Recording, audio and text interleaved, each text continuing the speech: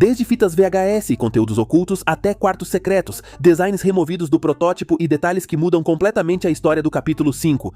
Hoje vamos descobrir os maiores segredos escondidos em Poppy Playtime no capítulo 5. E acredite, alguns desses estão tão bem escondidos que há uma boa chance de você nem ter percebido isso na sua primeira jogada.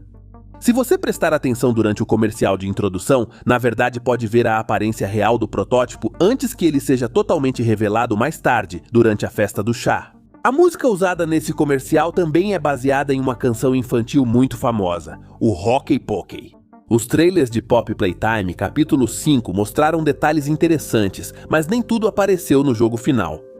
Um exemplo é esse recorte de papelão da Poppy, que apareceu em material promocional, mas realmente não aparece em lugar nenhum no capítulo 5.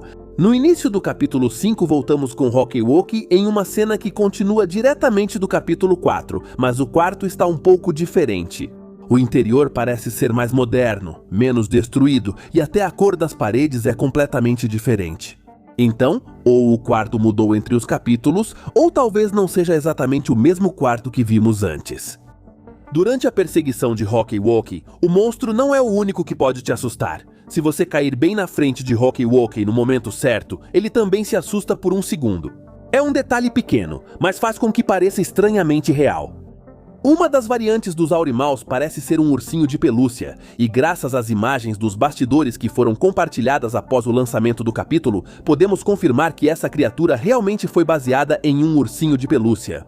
Depois de 4 capítulos, finalmente conhecemos Bron, mas sua condição não é nada boa. Seu corpo está acorrentado em um só lugar, ele não pode se mover, e embaixo dele, os Aurimaus estão mordendo e dilacerando seu corpo constantemente.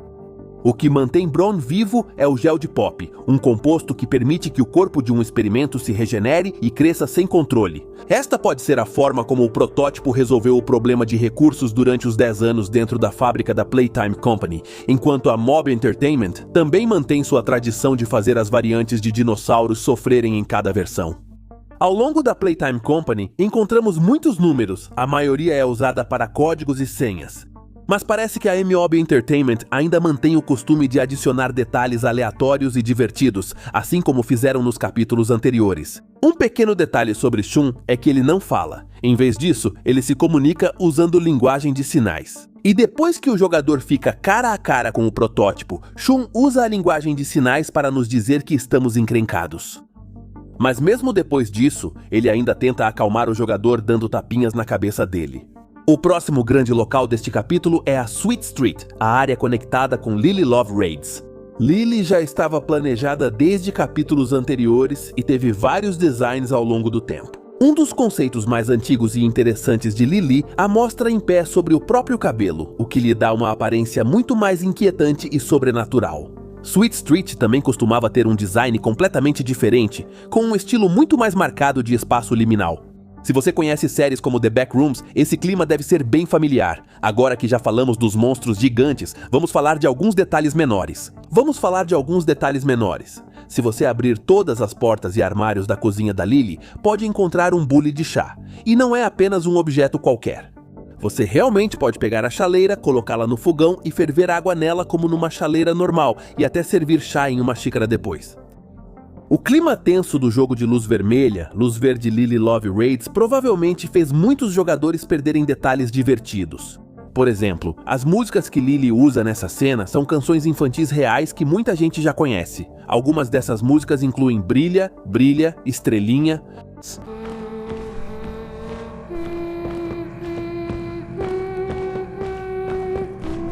e a Dona Aranha.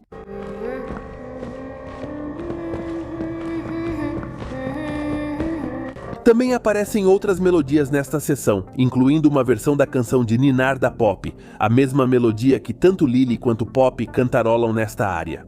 Não importa o quão rápido corra, você sempre terá que participar da festa do chá da Lily. Este é o momento aguardado pelos fãs de Poppy Playtime. A primeira vez que finalmente vemos a verdadeira forma do experimento 1006, o protótipo. Para chegar à sua forma final, o protótipo passou por muitos designs diferentes.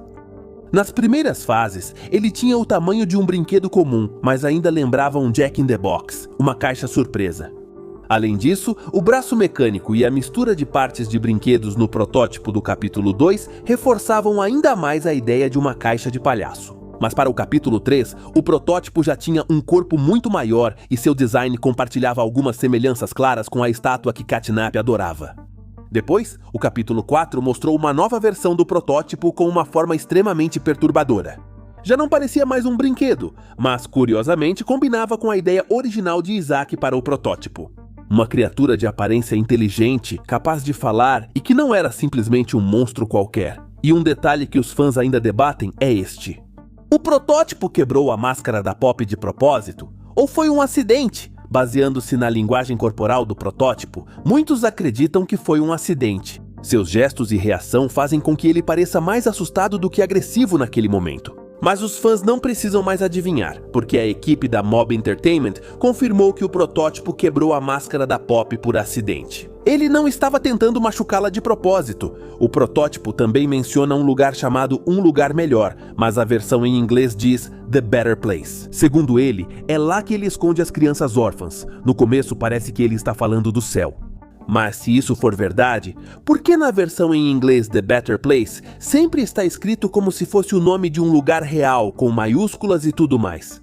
Até as telas de morte seguem mencionando as crianças órfãs, indicando que terão papel importante no capítulo 6. Outra área oculta atrás do quarto de Giblet revela uma enorme montanha de resíduos de construção e materiais descartados, insinuando que o mundo fora da fábrica principal é muito maior do que pensávamos originalmente.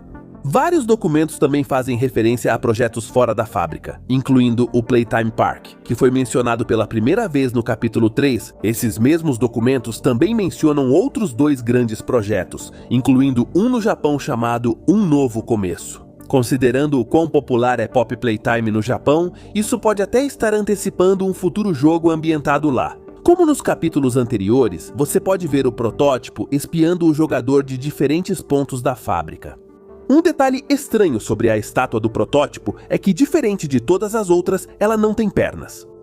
Isso confirma silenciosamente que o corpo original do protótipo ainda era baseado em um Jack in the Box e que suas pernas, parecidas com as de uma aranha, foram modificações adicionadas depois. Durante a batalha final, o protótipo começa a imitar as vozes de diferentes brinquedos da fábrica, e se você prestar atenção, vai perceber que todas são falas que você já tinha ouvido antes durante todo o seu percurso.